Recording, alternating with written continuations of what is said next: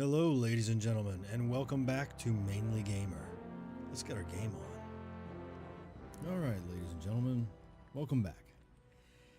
So, it's been a while since I've made a video, and that's because there's been a lot of changes. Originally had this design in my head of using the monk and the bard together. I started to, not panic, but I started to doubt the viability of that combo. More so my ability. I started realizing that I was going to be relying too much on a healer mercenary. So I second guessed myself and I created a druid to go along with the monk. And then I got the druid up to where the monk was, and so like right around level 20. And then I started realizing I was going to have problems with maintaining aggro as I got higher in the levels with the monk. So then I went and I created a Shadow Knight, which was a class I've always liked. So I created the Shadow Knight to go along with the monk. Now, after having done that, I found out about fellowships and the ability to use the fellowship campfire. There's a couple of great videos on YouTube about this. What I hadn't realized was that it requires 3 people to be able to use the campfire to summon somebody to the campfire.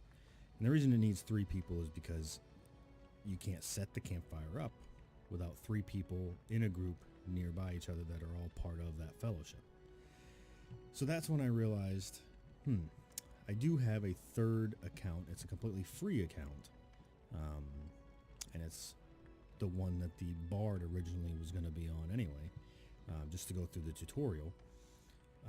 So I've now created that bard, and here she is. But eventually this is going to be part of a 3-box setup, and I realize as part of a 3-box setup, this bard is a great concept. The melody command that I'll get into in another video is phenomenal for being somebody that just basically kind of sits off to the side, doesn't really do much. Now in retrospect, having a druid in my group means that really the campfire situation is almost irrelevant. I don't really need the campfire because the druid can bind himself to where we're at, port to the plane of knowledge, and then gate back to where we're at.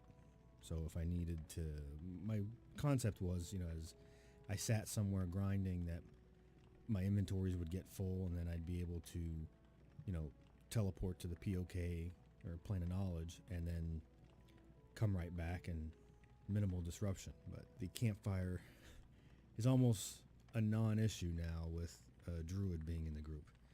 But anyway, so that's where we're at. I'm now working on a third account that eventually, once I now get this one up to the appropriate level, I will do a video. I may do a couple of videos of some of the XP grind spots that I've been using lately. So that's where we're at.